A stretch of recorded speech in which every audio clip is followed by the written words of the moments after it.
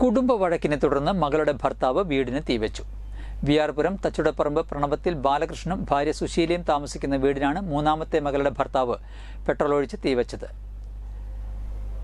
Retired military ഉദ്യോഗസ്ഥനായ ബാലകൃഷ്ണൻ പുറത്ത് ചെടികൾ നനയ്ക്കുമ്പോൾ സ്കൂട്ടറിൽ പെട്രോൾ കന്നാസുമായി വരികയും വീടിന് തീവയ്ക്കുവാൻ പോവുകയാണെന്ന് പറഞ്ഞതോടെ ബാലകൃഷ്ണനും മരുമകൻ ലിജോ പോളും തമ്മിൽ പിടിവലിയും ബഹളവും ഉണ്ടായതായും അകത്ത് വിളക്കി വയ്ക്കുവാൻ നിന്നിരുന്ന ഭാര്യ സുശീല ബഹളം കേട്ട് പുറത്തു വന്നപ്പോൾ കയ്യിൽ കരുതിയിരുന്ന പെട്രോൾ വീടിനകത്തെ ബെഡ്റൂമിലും പൂജാമുറിയിലും ഹാളിലുമെല്ലാം ഒഴിച്ച ശേഷം തീ കൊളുത്തി ഓടി രക്ഷപ്പെട്ടതായി ബാലകൃഷ്ണൻ പറയുന്നു.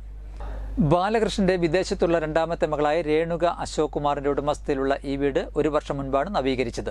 എല്ലാവരും വിദേശത്തായതിനാൽ അച്ഛനും അമ്മയും മാത്രം ഇവിടെ താമസിച്ചു വരികയായിരുന്നു. മൂന്നാമത്തെ മകളായ സുഷമയുടെ ഭർത്താവാണ് ലിജോ പോൾ. ഇരുവരും തമ്മിലുള്ള വഴക്കിനെ തുടർന്ന് സുഷമ ഇപ്പോൾ വിദേശത്താണ്. ഫോട്ടോഗ്രാഫറായ ലിജോയും 2 മക്കളും നോർത്ത് ചാലക്കുടിയിലാണ് താമസമെന്ന് പറയുന്നു. സാമ്പത്തിക പ്രശ്നങ്ങളാണ് വഴക്കിന് കാരണമെന്ന് പറയപ്പെടുന്നു. സാമ്പത്തികമായി തന്നാൽ കഴിയുന്ന തരത്തിൽ ലിജോയെ സഹായിക്കാറുണ്ടെന്നും ഒരിക്കലും ഇങ്ങനെ ചെയ്യുമെന്ന് കരുതിയില്ലെന്നും ബാലകൃഷ്ണൻ പറഞ്ഞു. Chalakudy fire station officer K ഹർഷയുടെ നേതൃത്വത്തിലുള്ള സംഘം സ്ഥലത്തെത്തി രക്ഷാപ്രവർത്തനത്തിന് നേതൃത്വം നൽകി. ചാലക്കുടി SI ഷാജു എടത്താടന്റെ നേതൃത്വത്തിലുള്ള പോലീസ് സ്ഥലത്തെത്തി അന്വേഷണം ആരംഭിച്ചു. 6 മണി കഴിഞ്ഞിട്ടുണ്ട്.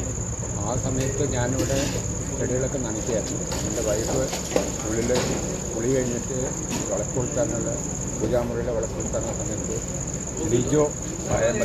ലിജോ പോൾ എന്ന് പറഞ്ഞാൽ എൻ്റെ മൂന്നാമത്തെ മകളുടെ ഭർത്താവ്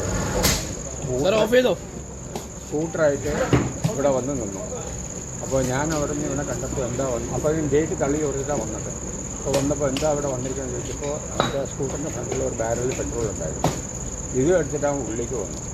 ഞാനിത് കത്തിക്കാൻ പോകണമെന്ന് പറഞ്ഞു. അപ്പോൾ ഞാൻ അവനെ ഒരുപാട് കൺസോൾ ചെയ്യാൻ നോക്കി. അവനത് ഏറ്റില്ല. ഞാനവനെ പിടിച്ചു മാറ്റാൻ നോക്കി. അവൻ എന്നെക്കാട്ടിലും തടിയുള്ളതുകൊണ്ട് എനിക്കത് പറ്റിയില്ല. അവൻ ഞങ്ങൾ രണ്ടാൾ തന്നെ പുറത്ത് പോയി ഞാനിവിടെ കത്തിക്കാൻ പോകണമെന്ന് പറഞ്ഞു. അപ്പോൾ എൻ്റെ വൈഫ് ഉള്ളിൽ തന്നെ ഇരിക്കുന്നായിരുന്നു. അവൻ ആദ്യം ഉള്ളിൽ പോയി ഉള്ളിലത്തെ ബെഡ്റൂമിലേക്ക് പെട്രോൾ ഒഴിച്ചു. അത് കഴിഞ്ഞിട്ട് പൂജാമുറിയിൽ ഒഴിച്ചു. പിന്നെ കിച്ചണിൽ ഹാളിൽ ഒഴിച്ചിട്ട് കത്തിച്ചു. അപ്പോഴേക്കും ഞാൻ അടുത്തുള്ള വീട്ടിലെ ആൾക്കാരെ വിളിക്കും അവനെ ഉള്ളിൽ കത്താൻ തുടങ്ങി.